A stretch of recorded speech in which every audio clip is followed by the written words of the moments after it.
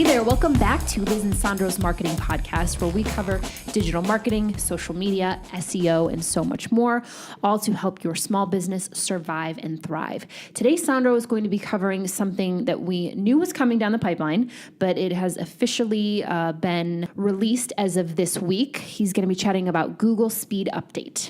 Thanks, Liz. Yes, as of Monday, July 9th, page speed is now a ranking factor for mobile searches. Google announced this in January of this year, and they said that page speed would become a ranking factor in July, and just like clockwork, here it is. Previous to this, page speed was only a ranking factor on desktop searches. But of course, more and more people are using mobile devices to use the internet. In fact, the latest numbers I saw show 63% of all internet usage is done on a mobile device, which is pretty huge, and I don't see that number going down.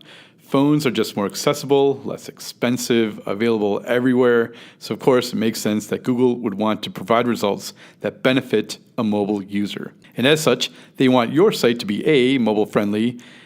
And if you're not already mobile friendly, then you're so far behind.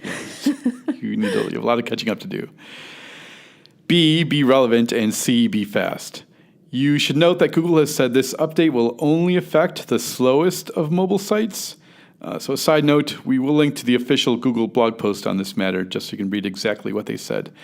But you should also note that shaving a few microseconds off an already fast site will not lead to ranking improvement. So meaning that if your competitor's site is a few microseconds faster than yours, it doesn't automatically mean that they're going to rank higher. In Google's eyes, it's basically a wash. So while this is now a factor, it's just another piece of a larger Google SEO puzzle. One example or other piece of the puzzle is user intent.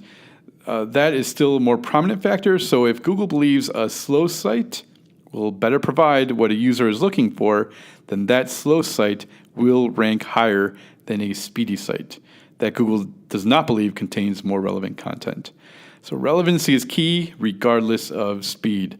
So those are the facts that we know, but some of the more common questions that people still have and that we're seeing include, how do I know if Google considers my website to be fast or slow? Well, the answer to that, Google isn't giving us a specific metric for this, but they do say it uses a number of ways to measure page speed and suggest you plug your website into 3 different tools that Google offers to check out the metrics. And those tools are, and they're all free, Chrome User Experience, the Lighthouse tool, and the Page Insights tool. We'll have a link to all 3 of these in our show notes. Another question, will Google still use the desktop speed factor for desktop indexing? And the answer is yes, there are no changes for desktop rankings.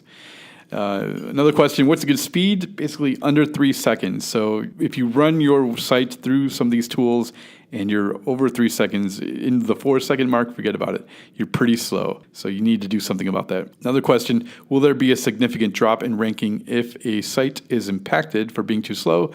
Well, speed, again, is just one of the many signals that are used to rank pages, so keep that in mind.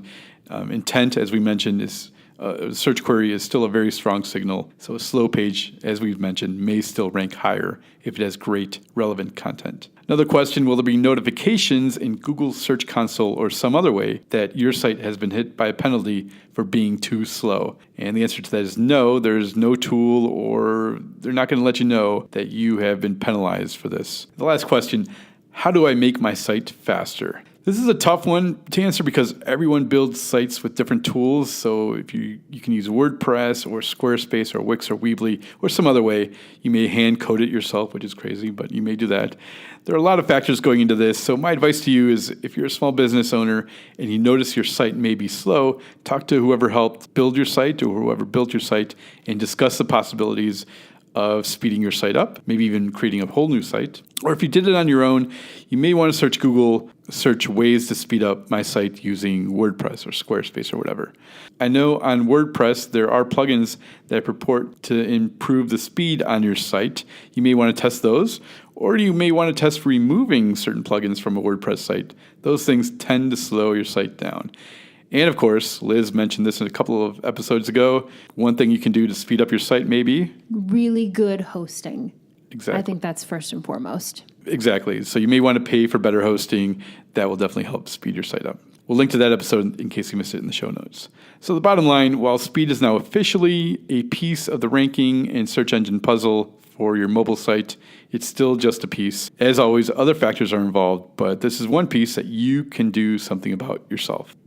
In addition to hosting, I know one of the things we've also mentioned on the show is reducing the size of your images. Yeah, and actually that makes me think I had a client, and they played video and music as soon as you went to the site, which is annoying. It is very annoying. But that video dragged the speed down, loading the video, and yeah, that was just crazy. So yeah, there's definitely things that you can do, and I think this is so key because it's one of the few things that you have total control over. You can pick where you host your website. You can adjust the sizing. You can opt not to use video on your homepage. There are a lot of other search engine ranking factors that you don't have quite as much control over, and this site speed is definitely one of them. So take a hard look at that and do what you can to like Sandro said, get it below that 3-second mark because it's really important. Well, thanks, Sandro. I love these tips. That wraps up today's episode.